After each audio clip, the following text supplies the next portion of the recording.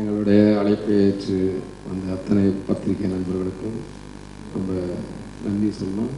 ரொம்ப சந்தோஷமாக இருக்குது உங்கள் எல்லோரையும் இன்றைக்கி ஒன்றா பார்க்குறதுக்கு. எனக்கு நான் ரொம்ப நாள் ஆச்சு நான் உங்களை மீட் பண்ணி நான் படம் ஆரம்பிக்கும் போதே ஒரு தடவை சந்திக்கணும்னு ட்ரை பண்ணேன். பட் முடியாமல் போச்சு. நான் வெளியூர்லேயே மாட்டிக்கிட்டேன். நாங்கள் அதனால் என்னென்னா சிங்கம் 1 சிங்கத்துக்கு அப்புறம் சிங்கம் 2ன்றது எப்படி ஸ்டார்ட் ஆச்சுன்றது வந்து ஒரு சின்ன ப்ரீஃப் கொடுத்தா பெட்டராக இருக்குன்னு நினைக்கிறேன்.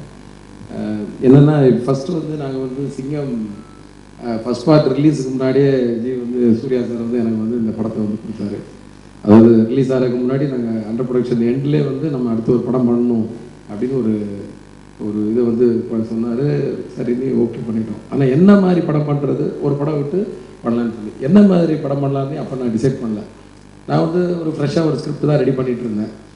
அப்போது சிங்கம் வந்து ரிலீஸ் ஆகி அதில் எண்டில் வந்து ஒரு சின்ன ஒரு எண்டு வந்து அடுத்த பார்ட்டுக்கு லீடு மாதிரி ஒன்று பண்ணியிருந்தோம்.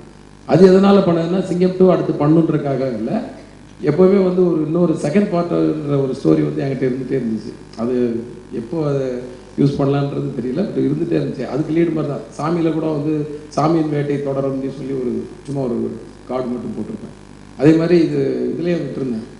அப்புறம் அப்படியே ஸ்கிரிப்ட் விஷயமா பேசிகிட்டே இருக்கும்போது இவர் சிங்கம் 2 எப்போ எப்போனே ஆடியன்ஸ் கேட்குறாங்க, வெளியே போனால் மக்கள்லாம் கேட்குறாங்க, ரசிகர்கள் கேட்குறாங்கன்னு சொல்ல சிங்கம் 2ன்றது பெரிய டென்ஷனான விஷயமாச்சு.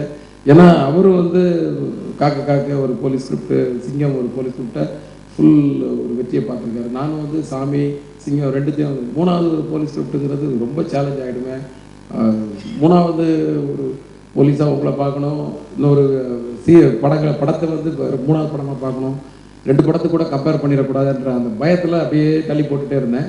ஆனால் அதே நேரத்தில் வந்து கொஞ்சம் கதையை யோசிச்சுட்டே இருந்தேன். என்னோட அசிஸ்டன்ட் எப்படின்னு யோசிச்சுட்டே இருந்தேன். இன்னொரு கதை பண்ணிகிட்டு இருக்கும்போது சிங்கம் 2 எப்படி ட்ராவல் பண்ணலாம், அது எப்படி முடிக்கலாம் அப்படின்னு ஒரு அவுட்லைன் ஃபார்ம் பண்ணிகிட்டே இருந்தேன். ஒரு ஸ்டேஜில் வந்து அது வந்து கரெக்டாக இது வரும்ன்ற நம்பிக்கை வந்துச்சு. அந்த அவுட்லைன் கரெக்டாக இருக்கும், நம்ம வந்து அந்த 2 போலீஸ் ஸ்கிரிப்ட் 2 காக்க 3த்துலேருந்து இது வேற ஒரு சிங்கமாக இருக்கும், வேற ஒரு போலீஸ் கதையாக இருக்கும்னு முடிவு வந்தோடனே ஒரு நாள் நான் சொன்னேன், நம்ம வந்து சிங்கம் 2 பண்ணிடலாம், நம்பிக்கை வந்துடுச்சு அப்படின்னு.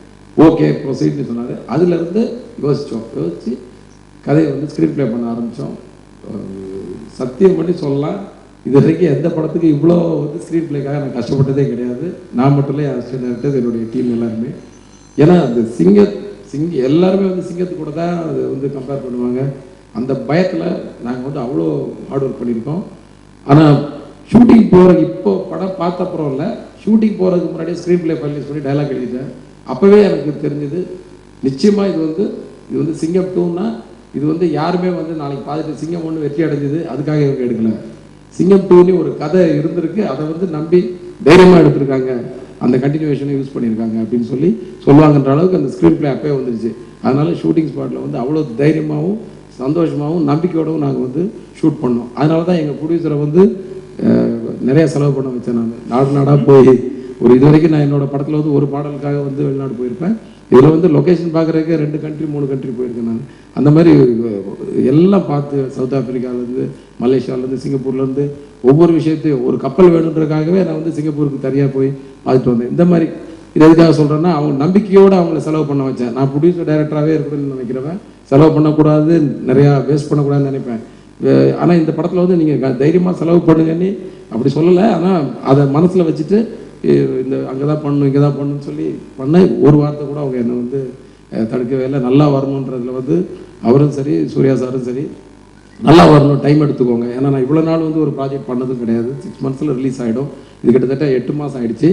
8 மாதம் கழித்து இப்போ இந்த மாதம் ரிலீஸ் பண்ணுற பொசிஷனுக்கு வந்திருக்கோம். இதுக்கு காரணமும் வந்து படம் வந்து நல்லா வரணுன்றதுக்காக நிறையா நாள் ஷூட் பண்ணோம், நிறையா ஒர்க் பண்ணியிருக்கோம் இந்த படத்துக்காக. படம் வந்து கடவுள் புண்ணியத்தில் வந்து இப்போ வந்து பார்க்கும்போது நல்லா வந்திருக்கு. இதை வந்து நீங்கள் பார்த்துட்டு சொல்லணும். சிங்கத்துக்காக நீங்கள் வந்து நிறையா சப்போர்ட் பண்ணியிருந்தீங்க. இதில் இன்னொரு விஷயம் நான் சொல்லியிருந்தேன், நல்ல வேலை ஞாபகம் வந்துச்சு. ஒவ்வொருத்தரையும் மனசில் வச்சுட்டு வந்து ஸ்க்ரீன் ப்ளே பண்ணுவோம், டைலாக் எழுதுவோம். டைலாக்கை விட ஸ்க்ரீன் ப்ளே பண்ணும்போது இந்த ஆடியன்ஸ் அந்த ஆடியன்ஸ் அவங்க எப்படி இருப்பாங்க, பெரியவங்களுக்கு என்ன இருக்குது, குழந்தைங்களுக்கு என்ன இருக்குன்னு ஃபஸ்ட் டைம் வந்து இந்த படத்தில் வந்து ப்ரெஸ்ஸுன்றவங்கள மைண்டில் வச்சுட்டு எழுதினேன். ஏன்னா எனக்கு வந்து சிங்கம் வந்து ஒரு கமர்ஷியலாக வெற்றி அடைஞ்சாலும் அதை வந்து நிறைய பேர் நல்லா பாராட்டி இருந்தீங்க. அந்த கமர்ஷியல் படத்தை கூட இது வந்து கொஞ்சம் நியாயமாக இருக்குது, இதில் வந்து கமர்ஷியலில் கூட ஒரு யதார்த்தம் இருக்குது அப்படின்னு சொல்லி நிறைய பேர் நீங்கள் பாராட்டியிருந்தீங்க. அந்த பாராட்டை நம்ம மறுபடியும் வாங்கிடணும் எப்படியாதுன்றதுக்காக என்ன கமர்ஷியல் சீனாக இருந்தாலும் எண்டில் அது வந்து ஒரு யதார்த்தத்தோட பின்னணியில் நடக்கிற ஒரு ஆக்ஷனாக இருக்கும், இல்லாட்டி ஏதோ ஒரு விஷயம் அந்த அந்த யதார்த்தத்தை உள்ளே நுழைச்சிருக்கு. அது உங்களை மனசில் வச்சுட்டு நான் பண்ணியிருக்கிறேன். கண்டிப்பாக நீங்கள் பாராட்டுவீங்கன்னு எதிர்பார்க்குறேன். இது இல்லாமல் என்னோடய படத்தில் வந்து நிறைய ஆர்டிஸ்ட்டு ஒரு வாரத்துக்கு முன்னாடி படித்தேன். இதுதான் ஃபஸ்ட் டைம் வந்து ஒரு டைரக்டர், ஹீரோயின் அண்டு ஆர்டிஸ்ட் எல்லாருமே மொத்தமாக வந்து சீக்வல் பண்ணுறாங்கன்னு சொல்லி ஏதோ ஒரு படத்தில் ஏதோ ஒரு புக்கில் படித்தேன் நான். அதான் எனக்கே இதாக இருந்துச்சு. அது உண்மை. ஏன்னா ஃபஸ்ட்டு பார்ட்லேருந்து பிரகாஷ் ராஜ் சார் கேரக்டர் தவிர அத்தனை பேரும் எல்லாரும், ஏன்னா அந்த கேரக்டர் வந்து அந்த படத்தில் எண்ட் ஆகிடுச்சு. அதனால் மற்ற அத்தனை பேரும் கடலூர் பிள்ளையத்தில் எல்லா ஆர்டிஸ்ட்டும் சௌக்கியமாக நல்லா இருந்தாங்க. அவங்க எல்லாருமே வந்து ஆரோக்கியமாக வந்து இந்த படத்தில் வந்து 3 வருஷம் ஆனாலும் வந்து அந்த கேரக்டர்ஸ் அப்படியே கண்டினியூ பண்ணி அந்த ஸ்டோரியும் அதே மாதிரி அமைஞ்சது. எல்லாரும் வந்து நடிச்சிருக்கிறாங்க. இதில் புதுசாக வந்து அன்சிகா வந்திருக்கிறாங்க. அன்சிகா அண்ட் சந்தானம். அன்சிகாவை பற்றி சொல்லணும்னா அவ்வளோ பர்ஃபார்ம் பண்ணியிருக்காங்க. நான் இவ்வளோ பண்ணுவாங்கன்னு எதிர்பார்க்கவே இல்லை. ஒவ்வொரு நாளும் வந்து எடிட்டிங் டேபிளில் பார்த்தாச்சுன்னா எடிட்டர்ஸ் வந்து என்ன இப்படி இவ்வளோ நல்லா பண்ணியிருக்காங்க, இந்த இடத்துல இந்த ரியாக்ஷனை கட் பண்ணக்கூடாது, அந்தளவுக்கு நீங்கள் பண்ணியிருக்கிறீங்க. Thank you so much. And Santhanam வந்து ஃபுல்லாக கலக்கியிருக்காரு. எனக்கு வந்து எப்போதுமே காமெடி வந்து ஒரு பார்ட்டாகவே இருக்கும். சந்தானத்துக்கு வந்து நிறைய படங்களில் அவர் பண்ணுறாரு, நல்லா அவருக்கு எல்லாமே சீனுக்குள்ளேயே போயிட்டுருப்பார். நான் இந்த படத்தில் அவருக்கு தனியாக ஒரு 6-7 சீனு பிளான் பண்ணி கொடுத்துருக்கேன். ஒரு கேரக்டராக உள்ளவே சூர்யா சார் கூட வந்தாலும் தனி சீனாக வந்து அவரை வந்து நான் பண்ணியிருக்கிறேன். அது வந்து ஒவ்வொரு சீனும் நல்லா வந்திருக்கு. நிச்சயமாக அது ஒரு பெரிய விஷயமா இருக்கும். என்னோடய படத்தில் 30 ஆர்டிஸ்ட் இருக்காங்க. 30 பேரே தனியாக என்னால் சொல்ல முடியாது. எல்லாருமே வந்து பயங்கரமாக ஹார்ட் ஒர்க் பண்ணியிருக்கிறாங்க. இது எல்லாமே இன்றைக்கி வந்து மியூசிக் லான்ச் பண்ண போகிறோம். தேவ்ஸ்ரீ பிரசாத், நான் 4வது படம் பண்ணுறேன் அவர் கூட. இந்த 4வது படம் வந்து அதாவது எவ்வளோ இப்போ 1.5 வருஷமாக அவர் வந்து டார்ச்சர் பண்ணியிருக்கேன்னு சொல்லலாம். நான் அவ்வளோ எனக்கு டைம் பாஸுக்கு அவர் தான்ன்ற லெவலுக்கு உட்காந்து டியூன் அவ்வளோ டியூன் போட்டிருக்காரு. ஏன் அவ்வளோ டியூன் போட்டார்னா எல்லாமே நல்ல டியூன் தான். இதோட பெட்ரு டைம் இருந்துச்சு. அந்த டைமை யூஸ் பண்ணி இன்னொன்று ட்ரை பண்ணலாம். ஒரே டியூனுக்கு வந்து 2-3 பேக்கிங் பண்ணி இந்த மாதிரி இவர் எல்லா ஊரையும் பார்த்துட்டாரு. என் கூட எல்லா ஷூட்டிங்க்கும் வந்திருக்கிறாரு. இவர் எல்லா ஊர்லேயும் வந்து மூணாறில் ஷூட்டிங் நடந்தால் அங்கே உட்காந்துட்டு இருப்பார், குற்றாலத்தில் ஷூட்டிங் நடந்தால் அங்கே உட்காந்துட்டு இருப்பார், கேரளாவில் உட்காந்துட்டு இருப்பார், இல்லை கப்பலில் ஷூட்டிங் எடுத்தால் கப்பலுக்குள்ளே இருப்பார். அங்கே உட்காந்து தான் எழுதிட்டே இருப்பார். ஏன்னா நம்ம போகிற படத்து சாயல் வந்துடக்கூடாது. போன படம் மாதிரி தான் கமர்ஷியலாக இருக்கணும். ஓங்கி அடித்தா 1.5 டன் தான், இது 5 அடித்தா 10 டன் மாதிரி இருக்கணுன்றது முடிவு. ஆனால் அதுவே வேறு மாதிரி எதாவது வந்துட்டா பெட்டராக இருக்குன்னு சொல்லி தேடி அலைஞ்சோம்.